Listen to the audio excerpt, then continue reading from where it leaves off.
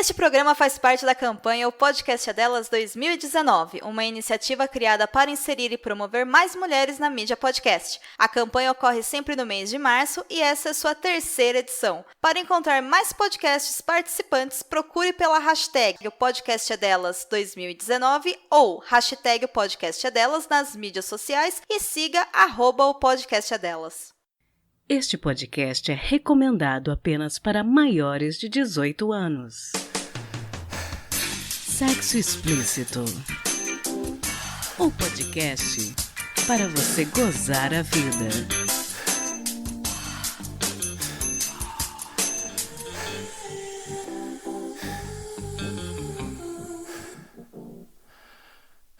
Olá, taradinhos e taradinhas! Esse é o Sexo Explícito, seu podcast para você gozar a vida. E eu sou a sua apresentadora, Priscila Armani, tentando trazer um pouco de prazer para você. Hoje eu tenho o prazer de receber o psicólogo e sexólogo mineiro Dr. Rodrigo Torres.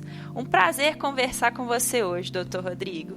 Prazer é todo meu, Priscila. Doutor, você tem um trabalho muito legal aqui em BH com a Sextima. Queria que você contasse um pouquinho pra gente que ainda não conhece, qual o tipo de serviço que vocês prestam. A Sextima, ela é uma clínica, na realidade um consultório, em que eu e a Mônica decidimos, vendo uma lacuna no mercado, decidimos trabalhar com os aspectos psicológicos da sexualidade e das relações de casal. A gente faz atendimento aqui em Belo Horizonte, na área sexual, atendendo, no caso eu, atendendo em disfunções sexuais, educação sexual, e a Mônica atendendo em terapia de casal para conflitos. Temos um trabalho bem presente na internet, onde a gente entende que é a maior fonte de dúvida, onde as pessoas vão buscar informações sobre esses assuntos. Temos as nossas redes sociais, o nosso site, o nosso blog. O blog é sextima.com.br/blog. O nosso Facebook, facebook.com/sextima, o Instagram, @sextima, eu também tenho o meu Instagram pessoal, @sexólogo Rodrigo Torres. A gente então trabalha atendendo individualmente e casais na área sexual e na área dos conflitos relacionais. Estamos no mercado desde 2010, voltamos de Barcelona, da Espanha, onde fizemos as nossas especializações em 2010 e abrimos nossos consultórios aqui na região da Pampulha. A gente tem essa distinção entre os dois trabalhos exatamente porque um é complementar ao outro. A gente entende que o casal precisa estar bem para fazer sexo e que o sexo precisa estar bem para não gerar conflitos entre o casal. Então a gente se complementa nessa história toda. Ai, sensacional. Lembrando, gente, que todas as redes sociais e os links da Sextima vão estar na descrição desse episódio. Confiram. E hoje, eu e o Dr. Rodrigo vamos ler e responder algumas perguntas anônimas que foram recebidas aqui pelo podcast no perfil do Curioscat, que é chamado Pod Sexo Explícito. Se você está ouvindo, a gente precisa de mais dúvidas. Cada programa a gente responde dúvidas diferentes. Então manda pra gente. O endereço é curioscat.me/pod sexo explícito. E esse link também vai estar na descrição do episódio, beleza? Então vamos começar com as perguntas. Essa semana tem a seleção de perguntas bem interessantes. Primeira pergunta é de uma jovem de 18 anos que é virgem. Vejo que é bem comum ser uma garota virgem nessa idade, mas tenho o tabu de que os caras da minha idade não teriam interesse em ter relações comigo por conta disso. Será se procede? E aí, doutor Rodrigo, você acha que essa dúvida dela é válida? Homens de 18 anos não têm interesse em meninas de 18 anos? Então, na realidade, eu acho que o tabu tá na cabeça dela. Ela diz que ela tem o tabu de que os caras da idade dela não teriam interesse em ter relações com ela, porque ela é virgem, suponho eu. Mas o tabu tá na cabeça dela. Então é importante que a gente que ela pense melhor sobre esse tabu e tente quebrá-lo. Onde está escrito que os homens de 18 anos não têm interesse em meninas de 18 anos virgem? E o que é o sexo para ela? né? Na realidade, a virgindade, o sexo, é muito tabu na nossa sociedade. Mas se a gente continuar perpetuando essas questões, criando novos tabus, inclusive, sobre isso, né? O conceito de virgindade precisa ser relativizado, e o conceito de sexo também. Por que a gente faz sexo? Você faz sexo para agradar os caras da sua idade, ou você faz sexo para sentir prazer, para ser feliz, para ter bem-estar e saúde? Com quem você vai perder a sua virgindade, né? E que virgindade é essa? Estamos preocupados apenas com a virgindade fisiológica, o ímen, ou a primeira relação sexual com penetração? Ou estamos falando de desconstruir esse tabu? Estamos falando de sentir prazer com alguém que você gosta, com alguém que você ama, né? Com alguém que é especial para você e que te trata como uma pessoa especial para ele. Então, dentro da sexologia, a gente tem uma nova escola chamada amorologia, que estuda o sexo com amor. E que tem vários estudos científicos saindo recentemente do forno, dizendo que o sexo feito com amor libera muito mais prazer, proporciona muito mais prazer e libera muito mais dopaminas, endorfinas, serotoninas, do que o sexo feito pelo sexo em si. Então, é importante ela tentar quebrar esse tabu na cabeça dela, dos caras de 18 ou 19 ou de 20 ou de 17 anos. Eu acho que a idade nesse caso não faz a menor diferença. O que faz a diferença é os objetivos dela. Por que fazer sexo? E com quem fazer sexo e para quê? Eu acho que ela tem que pensar mais sobre isso do que sobre idade e virgindade.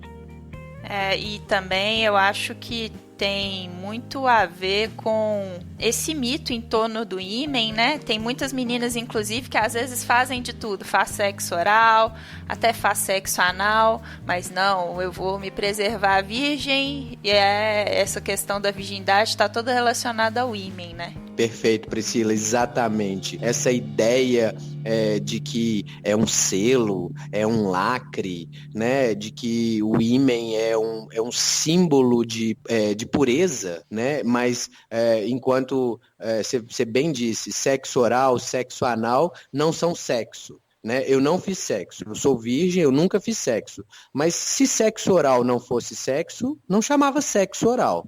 Se sexo anal não fosse sexo, não chamaria sexo anal. Então eu acho que essa ideia sobre sexualidade, né, sobre o que é a experiência e a vivência, fica muito presa a questões fisiológicas, machistas e religiosas, né? Essa purificação, essa santificação do ímen, da vagina e tal, eu acho que acaba perpetuando esses mitos, esses tabus, sim. Você foi muito feliz nesse comentário.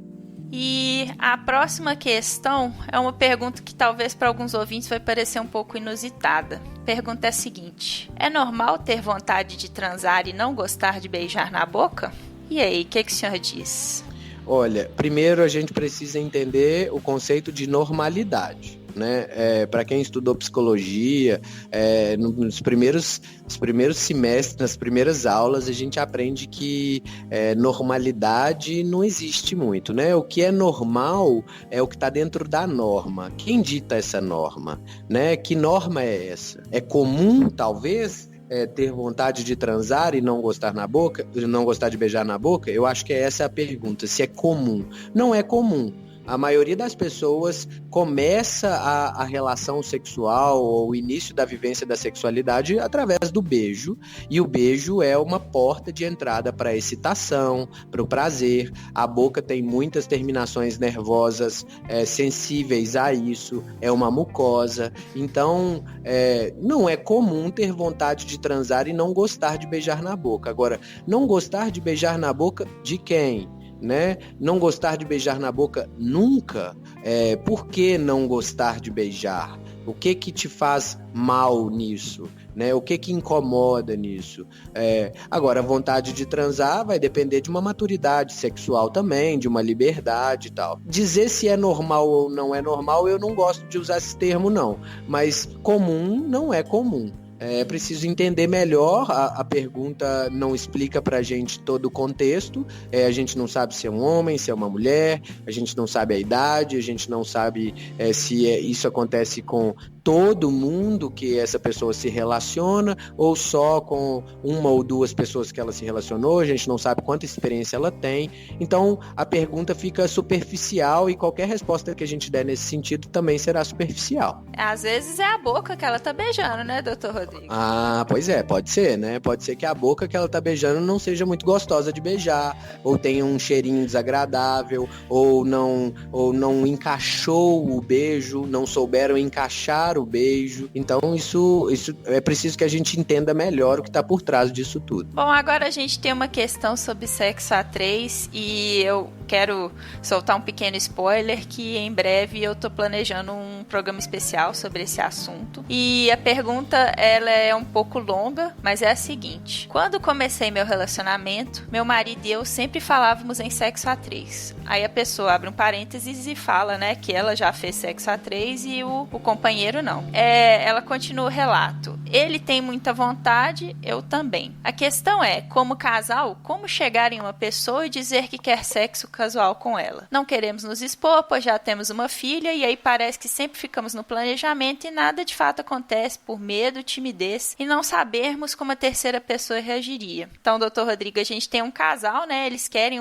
ter uma experiência com uma terceira pessoa. O que o senhor aconselharia? Olha, não é bem um aconselhamento. É realmente delicado chegar para uma pessoa que você não tem muita intimidade e convidá-la para fazer parte de um sexo a 3, um menage à trois, né? O ideal para esse casal, eu sugeriria que eles começassem a frequentar alguma casa de swing, que eles fossem conhecer o ambiente, porque lá as pessoas que estão lá, elas estão dispostas a vivenciar esse tipo de situação, elas não têm pudores em falar sobre o assunto, e também não vão se sentir ofendidas caso sejam abordadas e vão ter a liberdade de dizer não quero ou sim eu topo. Talvez se não tem esse intuito, essa intenção de ir até o lugar, pode tentar fazer parte de algum grupo de swing em Facebook ou em alguma rede social, Instagram, para ver se as pessoas estão ali dispostas. Tem muita gente disposta a ser essa terceira pessoa, isso é um fato. Muitos casais apelam para prostitutas, alguma coisa nesse sentido, mas na realidade tem outras pessoas também que não são garotas de programas, que não trabalham com sexo, que estão dispostas a isso. Ela precisa encontrar a turma dela, né? Ela precisa encontrar o grupo dela. Isso não é tão difícil de fazer. Basta que ela tenha um pouquinho de criatividade, que eles saiam um pouco mais para esses lugares, talvez um pouco onde as pessoas se encontram para isso, e aí acho que vai ser mais fácil dela encontrar gente que queira a mesma coisa que ela. Mas eu não acho um problema, a questão é mais essa questão da exposição que preocupa ela e tudo mais. Medo, timidez, por não saber como a terceira pessoa reagiria. Então, na realidade, quando ela entende que ela pode encontrar essa pessoa e essa pessoa já tem esse tipo de experiência, fica talvez mais fácil ela vencer esse medo e essa timidez também. Às vezes a pessoa pensa, não, eu vou sair na balada com meu marido e vou abordar uma pessoa, mas aí nem sempre é o melhor caminho, né? Fica complicado, né? Porque aí a gente não sabe se essa terceira pessoa tá nessa mesma vibração que eles, né? Então é mais complexo, é mais delicado esse tipo de abordagem, do mesmo jeito que tem uma amiga que a gente gostaria muito que fosse com ela, mas a gente não sabe se ela topa e isso pode arranhar a relação. Na realidade, eu acho que seria mais interessante se eles fizessem isso em ambientes ou com pessoas que já também tivessem a mesma proposta que eles. É muito interessante. E a pergunta agora ela é sobre prevenção. É uma pergunta importante de responder. Como fazer sexo lésbico sem pegar doença? Olha, prevenção é um assunto muito importante, interessante. Eu acho que a gente tem que falar sobre isso. A melhor maneira de fazer sexo homossexual sem pegar doença é fazendo com quem você conhece, né? Fazendo com quem você tem intimidade, fazendo com quem você já tem algum tipo de relacionamento. É difícil, é complexo, não é simples, mas quando você faz com alguém que você conhece, com alguém que você tem intimidade, provavelmente você já fez os exames, você confia nessa pessoa, essa pessoa também já fez os exames, então estamos aqui numa relação teoricamente monogâmica, onde não existe escapulidas fora do relacionamento. Aí então você tem maior segurança de que você não vai pegar nenhum tipo de doença. Essa é a única maneira garantida de fazer o sexo homossexual feminino assim, porque, sinceramente, as mulheres encostaram um genital ao outro, ou o próprio sexo oral, o compartilhamento de brinquedos, tudo isso, de alguma forma, vai trazer algum risco. 100% não existe nada, nenhum método contraceptivo, nenhum método de proteção vai trazer 100% de proteção. Então, a ideia, no caso da homossexualidade, principalmente da homossexualidade feminina, é que seja uma relação monogâmica com uma pessoa que você confia. Essa é a única maneira de transar sem pegar a doença. Tem algumas pessoas que às vezes aconselham usar plástico filme para fazer o sexo oral. Eu já li umas coisas assim, mas eu acho que do ponto de vista, né, da vida real, isso é muito pouco prático. Não,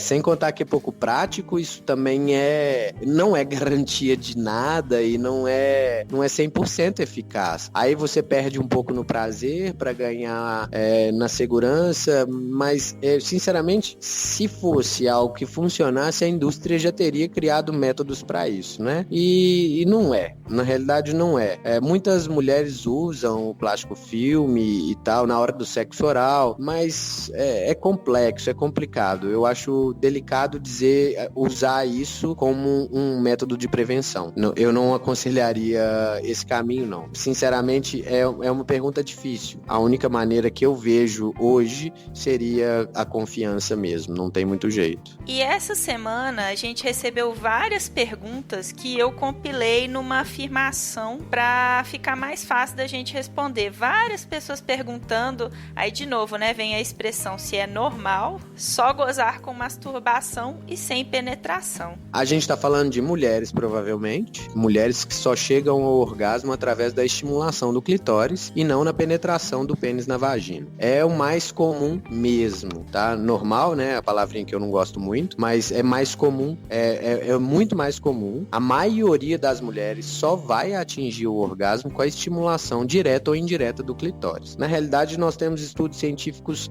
mais recentes que comprovam que todo orgasmo é clitoriano, ou seja, todo orgasmo acontece com a estimulação direta ou indireta do clitóris. Seja através da penetração, porque o clitóris, de alguma forma, anatomicamente, em algumas mulheres, ele abraça o canal vaginal e a partir daí existe uma estimulação indireta dele pela parte inferior do canal, e a maioria das mulheres só vai conseguir chegar lá com o toque direto na glande do clitóris, que é onde a gente tem acesso, que está fora da vagina. Isso é o mais comum? Sim.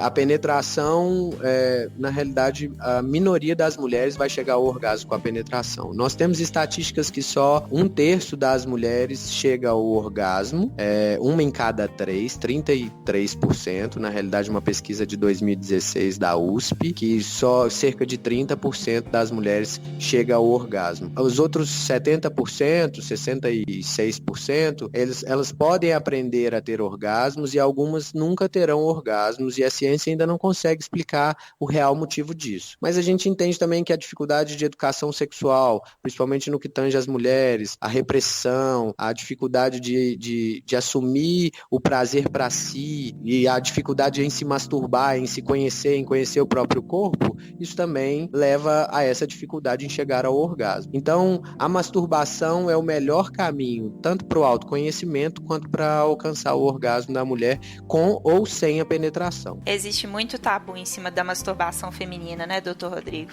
Muitíssimo. As meninas, as mulheres escutam muito desde a primeira infância, né? Tira a mão daí, é sujo, não pode. A gente acha que, né, as mulheres vão ser mais promíscuas porque elas se masturbam ou porque gostam de sexo. A sociedade acaba reprimindo isso, né? Na primeira infância, na adolescência, o machismo está muito presente, então a mulher que gosta de sexo é vagabunda, a mulher que gosta de sexo, ela não tem valor valor na sociedade, os nomes são pejorativos e tudo mais, e a masturbação nada mais é do que um símbolo de que ela gosta daquilo, e principalmente ela se autoriza e se permite sentir prazer. Nesse caso, esse tabu ainda está sendo perpetuado, e a gente fica aqui no consultório tentando quebrar essas coisas. Ai, sensacional. E essa semana a gente também teve várias perguntas que eu compilei numa só, relacionadas à pornografia em excesso. A gente até já falou um pouquinho sobre isso. Se a pornografia estaria fazendo a gente desaprender sobre sexo, Dr. Rodrigo?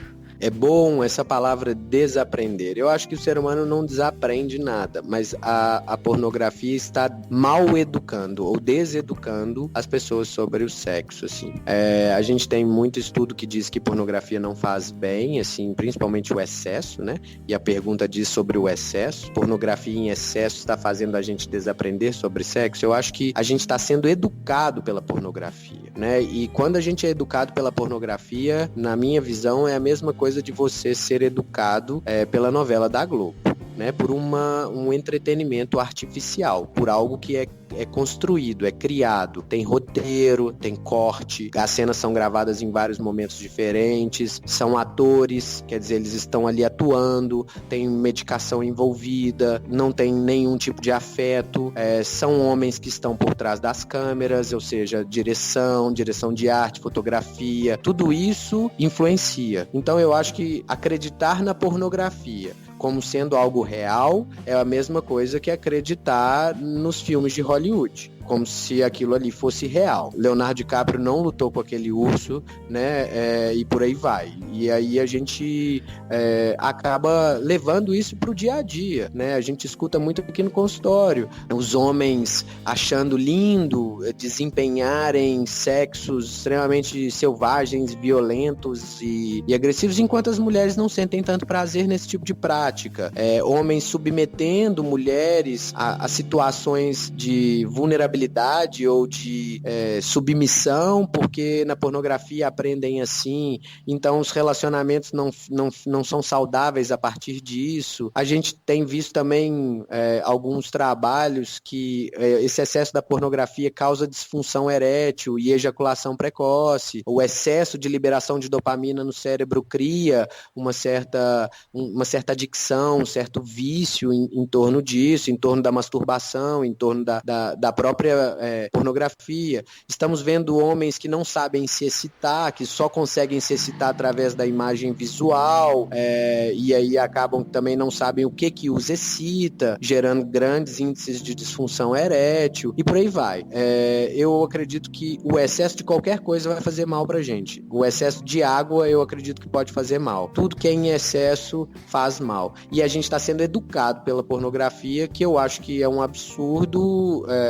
Aquilo ali não é educativo, né? Pelo contrário, a gente vai vendo que vai ficando cada vez mais extremo, porque o comum não faz muito sentido mais. Uma coisa que eu percebo também da questão da pornografia, que eu acho que ela oprime um pouco as mulheres pela questão do padrão do corpo, assim. Sempre são mulheres com seios muito grandes, com bundas muito grandes, que fazem caras e bocas, que fazem coisas impossíveis, assim. Aí, às vezes, a mulher, ela é um pouquinho mais cheinha, ou às vezes ela não tem o peito do tamanho padrão, e aí ela fica se sentindo insegura, e aí a insegurança acho que leva também a outros problemas. Sem dúvida. Na realidade, ali só existe perpetuação de mito, né? São corpos esculturais, são desempenhos inenarráveis que você não consegue ver na vida real, pênis, tamanhos dos pênis, mulheres perfeitas que fazem tudo para agradar o outro, e sempre muito fake, né? Muito falseado, assim. Tem de tudo, né? Hoje em dia, com a indústria,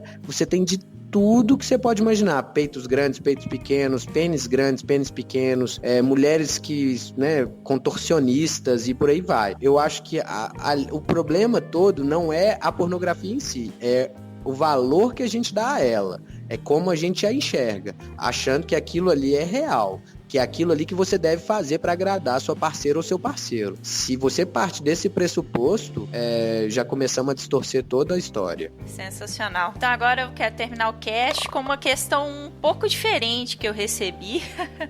A pergunta é a seguinte, a pessoa diz assim: eu sou viciada em lamber o ânus da minha parceira e ela parece gostar muito. É normal mulher curtir isso? É engraçado, né? Todas as perguntas têm: é normal tal coisa? Muitas dúvidas sobre normalidade, né? Super normal. Na realidade, famoso beijo grego, né? O ânus, ele é uma mucosa.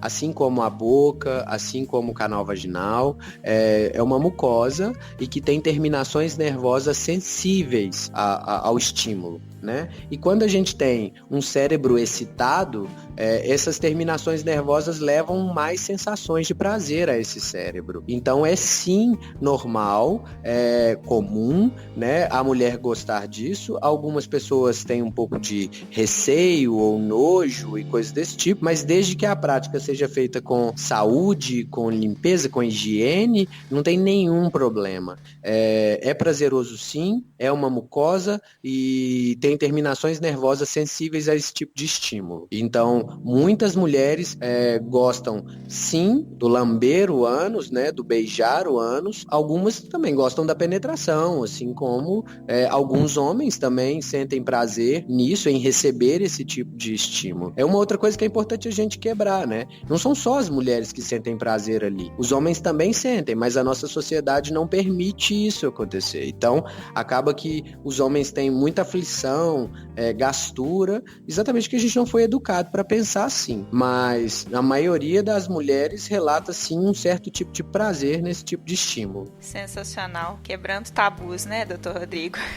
A gente tenta. Então, hoje a gente teve uma conversa muito produtiva. Tem alguma palavra final para os nossos ouvintes, doutor? Transem sem moderação, mas com precaução, com afeto, com carinho, com amor. Sexo é bom, sempre. A vivência da sexualidade é uma coisa que nós vamos passar a vida inteira fazendo, então eu acho que quanto mais informação de qualidade a gente puder ter, melhor, né? Então buscar informações de qualidade e sempre que tiver algum problema procurar o especialista, né? Porque eu acho que a partir do momento em que você tem muitas dúvidas ou que você tem problemas recorrentes, a melhor forma de resolvê-los é com quem trabalha com isso todos os dias. Sensacional. Então é isso, gente. Espero que vocês tenham gostado. Não deixem de mandar a sua pergunta pelo curioscat.me/pod, Sexo Explícito. E você também pode entrar em contato pelo nosso e-mail sexoexplicitopodcast@gmail.com. Valeu! Alô, ouvinte, alô, podcaster! Prepare-se! No dia 13 de abril acontecerá em Belo Horizonte o iPod 2019, Encontro Mineiro de Ouvintes e Podcasters. A PUC Praça da Liberdade receberá mesas de discussão com a presença de importantes nomes da podosfera nacional e também oficinas de introdução e edição de podcast. Inscrições abertas e programação gratuita. Confira as informações no nosso site www.ipod.com.br. Nos vemos lá! Se toca.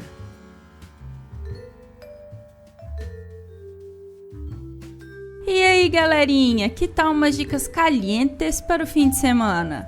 Hoje tem para todos os gostos, tem YouTube, tem quadrinho e tem série na Netflix. Não tem desculpa para não gozar mais a vida. Lembrando que todas as dicas estarão na descrição do episódio. Primeiramente, eu quero falar de um quadrinho muito interessante recomendado por uma amiga chamado Oh Joy Sex Toy, que nada mais é do que uma forma divertida de fazer reviews de produtos eróticos. O Matthew e a Erika são um casal muito divertido e eles fazem, em formato de quadrinhos, reviews de brinquedos eróticos masculinos e femininos. É um quadrinho bem divertido e cheio de humor. E eles são um casal muito mente aberta. A forma natural como eles falam dos produtos nos desenhos torna a experiência de ler os quadrinhos muito prazerosa. Além disso, tem quadrinhos de convidados sobre outros temas, como relacionamento a três, poliamorismo e até a forma como o autismo afeta a afetividade. Eu gostei bastante e o site é muito profissional e gostoso de navegar, mas infelizmente o conteúdo está só em inglês. Se isso não é obstáculo para você, acesse em oldjoysextoy.com. oldjoysextoy.com. Segunda dica é de um canal no YouTube muito divertido e educativo, talvez você já tenha ouvido falar. A Kátia Damasceno, ela tem um curso de ginástica íntima e a partir da experiência dela, ela criou o blog Mulheres Bem Resolvidas. E o canal do YouTube leva o nome dela, Kátia Damasceno. Ela aborda assuntos muito diversos dentro da temática de relacionamento e sexualidade e ela faz isso de um jeito muito divertido e sem tabus. Alguns dos vídeos que ela já fez têm nomes bem peculiares, como por exemplo, treino de punheta para o controle da ejaculação, 3 técnicas para ganhar o homem com uma conversa, como não gozar rápido, e a gente acha até uma aula de vídeo de pompoarismo ao vivo. É aquele conteúdo que te faz dar risada enquanto você pensa. Fica aí a dica, procura no YouTube Kátia Damasceno, Kátia com C. Por fim, eu quero falar da série da Netflix Amor e Sexo pelo Mundo, apresentada pela jornalista da CNN Cristiane Amanpour. Ela é uma profissional excelente da velha guarda do jornalismo e percorreu várias cidades do mundo para mostrar de que forma as pessoas se relacionam,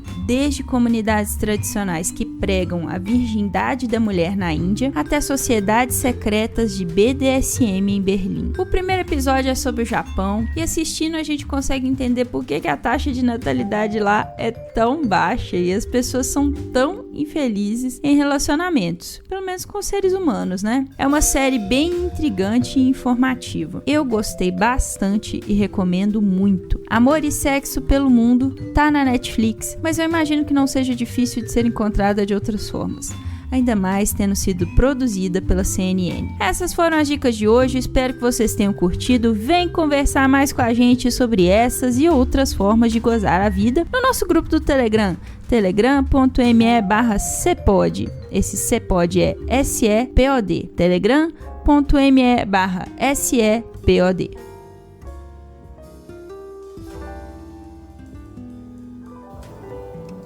Quem conta um conto? O conto que você vai ouvir agora é de autoria do escritor carioca Gustavo Lacombe. Você encontra outros textos dele tão divertidos e sexys quanto no canal dele no Instagram, @depoisdaquela-hora. E ele tem livros de contos também, confere lá. E o nosso narrador e herói é o podcaster Rodrigo Hipólito, do podcast Não Pode Tocar. Eu agradeço demais ao Rodrigo pela disponibilidade, por ter emprestado sua voz para dar vida ao conto. Muito obrigada! E você encontra o Não Pode Tocar no Twitter, na @nãopodtocar. Tudo junto, @nãopodtocar. Então fiquem agora com o nosso conto de hoje.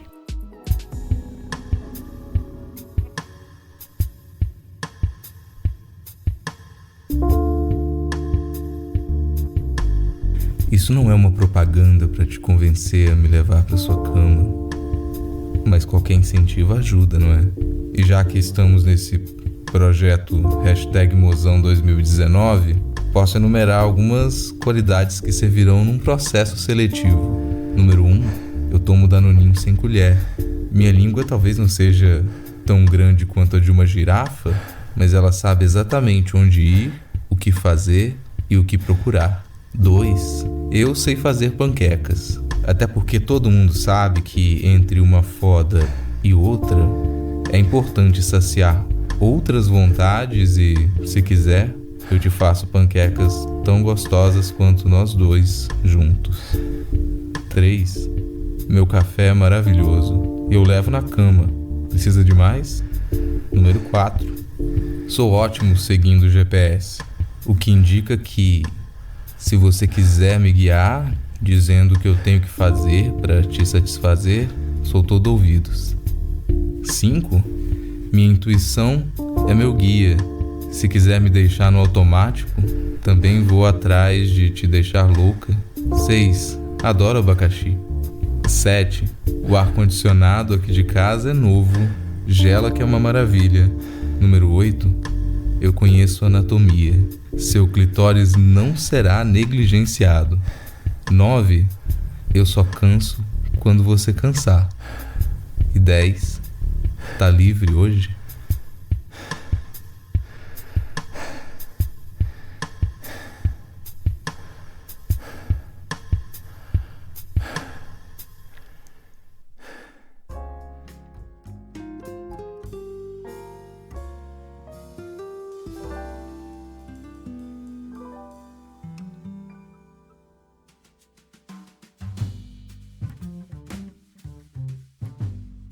E esse foi mais um podcast Sexo Explícito. Foi bom pra você? Com vinhetas e trabalhos técnicos de cafeína do podcast Papo Delas e artes visuais de Júlia Brasolin, do podcast Terapeuta, eu me despeço de vocês, reforçando que o programa está no iTunes, Spotify e na Rádio Sense, é claro. E aí, o que você está esperando? Bora gozar a vida? Beijo!